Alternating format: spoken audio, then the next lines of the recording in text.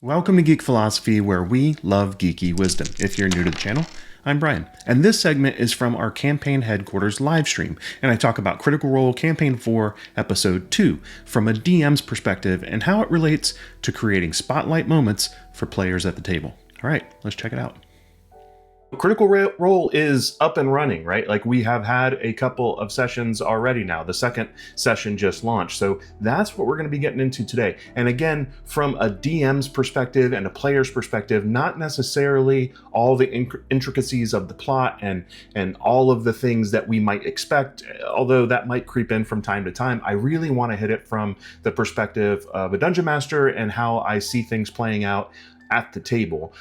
So that's what we're really going to focus on. We're going to focus on episode 2 today. So spoiler alert, if you haven't watched that and you don't want to miss out on any of the reactions that you might have during that session, we will be talking a little bit about that. So let's dig into some things around how episode 2 is really spotlighting characters. First and foremost, I want to mention that, I talked a little bit about this in the last episode and the last time we did live stream, that, man, how are they going to manage all this? A commenter in the comments went in and said, hey, this is part of a 4-episode overture for the players, where they're going to have all of the players for the first 4 episodes taking part in the adventure, which I thought is a really great way to go. But then they're going to be breaking out into subgroups. So smart way to move things forward. Really impressive that Brennan's able to manage all this stuff at the beginning, even for just 4 episodes. And the way they're going to be doing that, they're going to be splitting into 3 tables. So this isn't news for those of you that have been following the behind the scenes or the extra videos that Critical Role has been producing. I just have been staying away from that stuff because I wanted to kind of get a feel for the campaign as it was being played. So just know that this is going to be happening eventually, and the next few episodes are going to still be this way, but actually the next 2 episodes will be this way with everybody involved. And then they're splitting into 3 tables.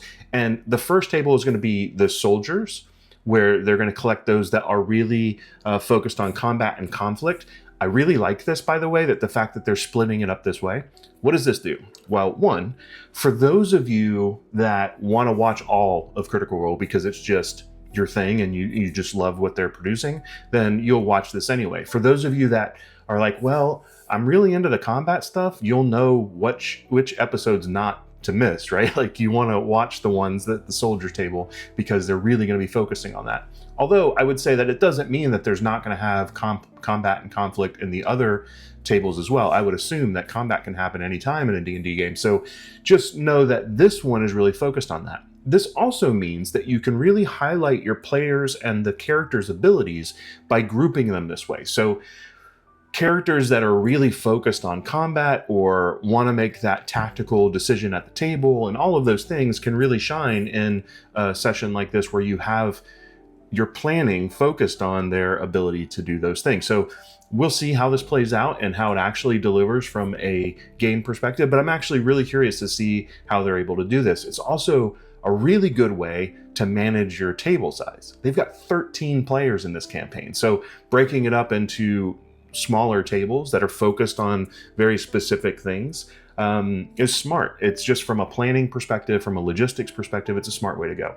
The next section of tables that they're going to, or the next category I should say, are the seekers, and this is going to be around lore and cosmology. So those that are focused on diving into the lore of the world and understanding the cosmos. In this setting, so far, we've understood that the gods have been killed, that they have had a war, and that you've got the demons and the celestials involved at different levels. You've got magic and restrictions on magic. You've got how all of this fits into the larger cosmos and how it all kind of fits together. So this is great for those characters that are really involved in all of those aspects of the game. Third group are the schemers. So here's where you've got the intrigue, the espionage, the political type of things going on. Again, it doesn't mean that those aren't going to appear in the other tables as well, but it's really interesting to see how they're able to split into 3 major sort of categories of play. And then you can let those players shine that love that kind of stuff. They're playing a character that goes into this. One thing that we haven't seen yet, or maybe it's just I haven't seen it, let me know in the chat or in the comments if this has been a thing that they have released and talked about. But I would assume that their session 0 and their planning for this was massive, and that they had to talk through how this approach was going to work so that the players were attuned to the way it was going to play out on the game, right? Or in the game, I should say. And this is important even at a home table. So odds are you're not going to be doing 13 player groups. I mean, that's probably not going to happen. But if you do, great, more power to you. You're a better DM than I. And if you do have a larger group and you're doing it sort of a pseudo West March style, having each group focused on a certain style of play ensures that the people at the table understand the type of play that they're interested in, and they're going to connect with it a lot better than they would if they show up to play a lot of combat and really most of what you're doing is a lot of political intrigue, right? You have to match the style of the table to the style of the player to get the best results and make sure everybody's happy. So having said that, this is a really great way to go, I think, as far as making sure that everybody is aligned.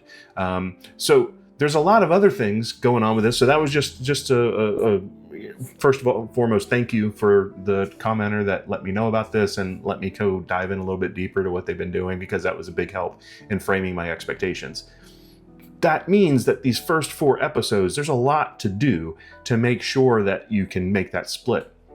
So I've heard, some other comments on the other videos saying, it was kind of really lore heavy and it was off to a slow start. This kind of explains that to me, why they had to go a lot of explanation about the setting, because they're splitting things off. So they have to do a lot of things in those first 4 episodes that really, make the game work when they do the split, to me at least. For this episode, they start with a flashback. So it's not an in-game, in-the-moment flashback. The session starts where you're in the Falconers' Rebellion, which is something that was already mentioned in the first episode.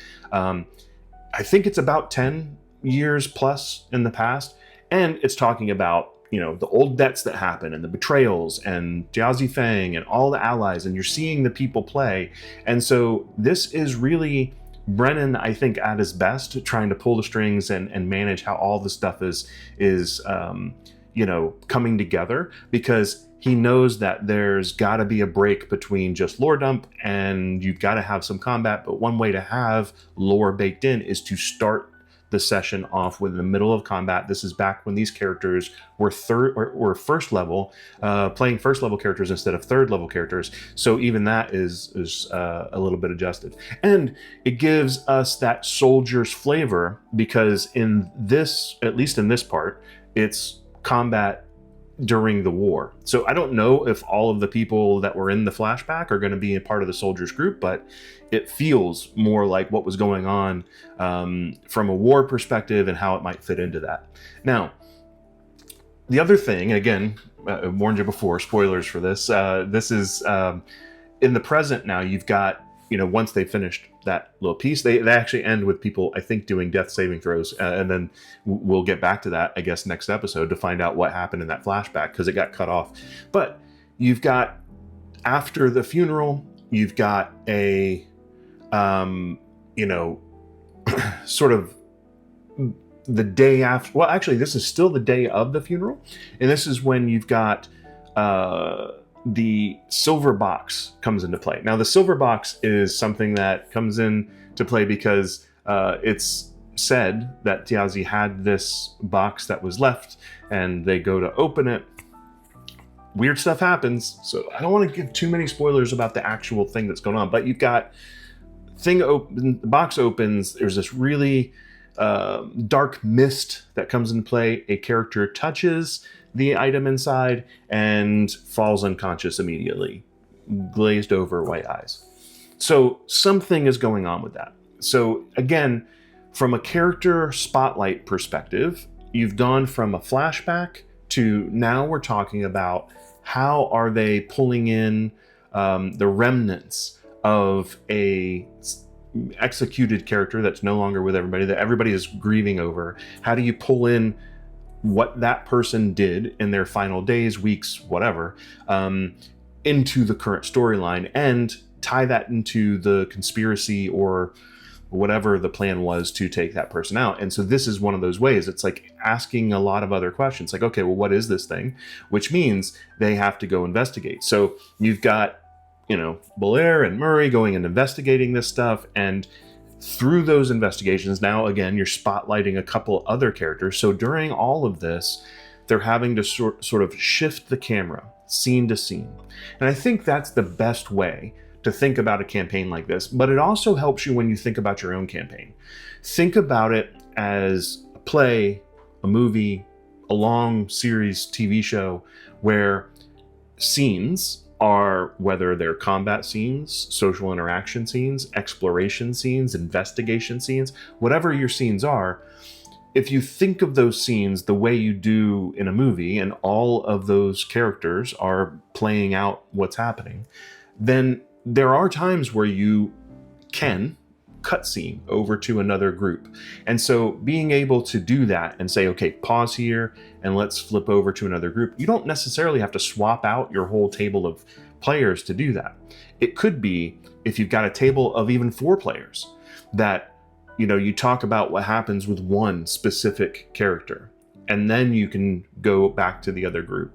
So, or the rest of the group, the other 3, or 2 and 2, or however you want to do it. But this is something that's done a lot at the table. It's been done since D&D started playing, where it doesn't have to mean you split the party because the party chose to split. It could mean that you're saying, okay, we're going to be talking about what happened during this time, or what you did before you got here, or all of those types of things. So this is kind of what happens when you've got 2 characters that are really tied to how they can do arcane exploration, and they say, well, we're going to go off and do this. So they did split the party there, but the other group was going to bed at the time, all that stuff. This makes it work better for the table, where you can manage how everybody's skill set is pulled in and contributing to the overall group based on cutscenes and focusing on 2 or 3 players at a time rather than the entire group. Also, because the group is leaving the table and coming back, the other group can go get a break, go do what they need to do while these 2 are doing their thing. So it's an interesting way to do it. But during that exploration, they find out, oh, this is the coffin. It's not just a box, it's a coffin of a halfling angel of death. Big deal. Another piece of information about the conflict between celestials and demons and the world and the gods and all these things. Again, I'm not going to dive too deep into that, but I want to make sure you get the fact that chunks of information are had by these characters. They're going to have to come back together to put the pieces together. So it's nice to see how that's starting to get woven together over the course of the episodes. Also, you've got Thimble and a couple others pulling in to go search for Tiazi's killers, and the rival factions are starting to come together and figure out what's going on. Again, trying to keep it very basic, high level. But Thimble and a couple others go out and they're searching for the people that actually were a part of this whole plan, and who stole the relics and who did all the stuff. So you've got a third group going out and doing those things, and that's where combat is about to erupt, or basically is about to break out based on what's going on. Finally, this is sort of a big reveal toward the end. Watch for all the details, but the big thing is Wakander is going to be, in his mind, promoted. And if you remember from watching or from the last episode, Wakander is a cleric of the light, and going and finding out the secrets of his order, and going to learn more and be exalted and actually move up in the pecking order in his mind. Well, not so much. This is a reveal that they kind of lied to him throughout his life. His parents, his family have said, no, it's because of your bloodline, and let me show you what's really going on. And they open up this huge, which seems to be like a sarcophagus.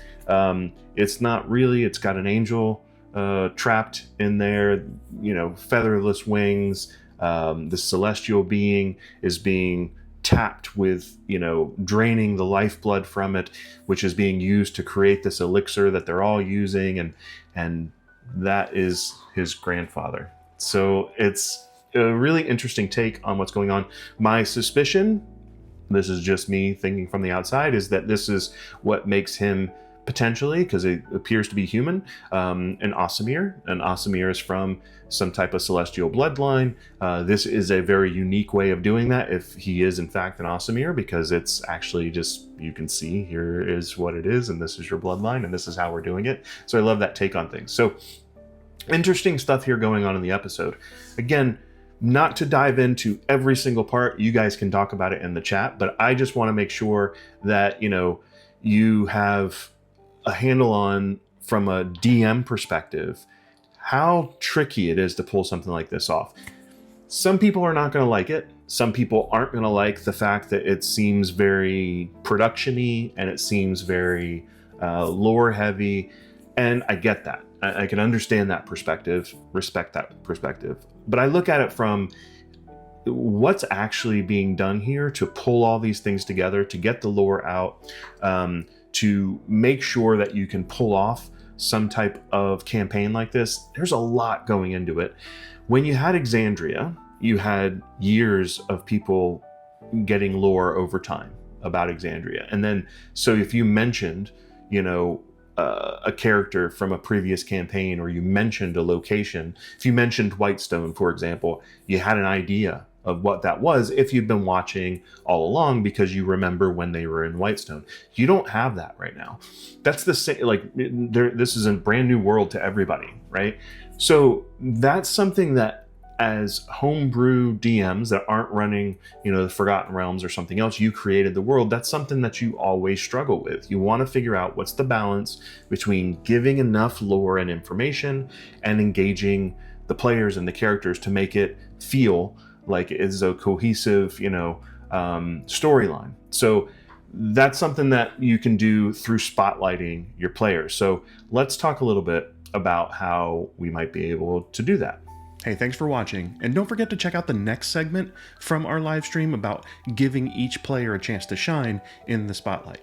And remember, everyone wins if you're all having a good time. Cheers.